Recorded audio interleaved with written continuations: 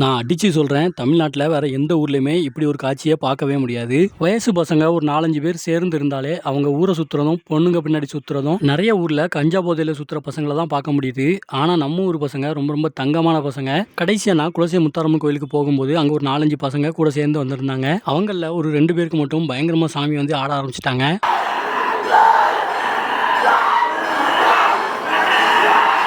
கரெக்ட்டா மதிய பூஜை நடக்கும்போது நெறைய பேர் சாமி ஆடி, அதுல ஒரு சிலருக்கு அருள்வாக்கும் சொல்லிக்கிட்டு இருந்தாங்க.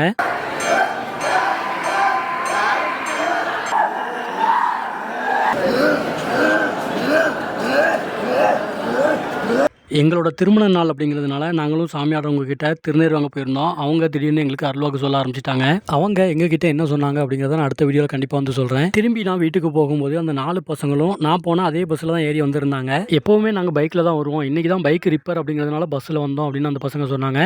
நானும் வரும்போது ஆட்டோல தான் வந்திருந்தேன். ஆனா திரும்பி போகும்போது ஃபேமிலி எல்லாரையும் அனுப்பி வச்சுட்டு நான் மட்டும் தனியா பஸ்ல போயிருந்தேன். இவங்க கூட டிராவல் பண்ணதே ஒரு பெரிய சர்ப்ரைஸா இருந்தது. அதுக்கப்புறமா இந்த பசங்க கிட்ட பேசும்போது இவங்க சொன்ன விஷயம் என்னன்னா, இவங்க எல்லாருமே தசராக்கு வேஷம் போடக்கூடியவங்க தான். இவங்களுக்கு கடைசி செவ்வாய்தோறும் குலசை முத்தாரம்மன் கோயில்ல வந்து சாமியாடி அருள்வாக்கு சொல்லணும்னு உத்தரவு வந்திருக்குது.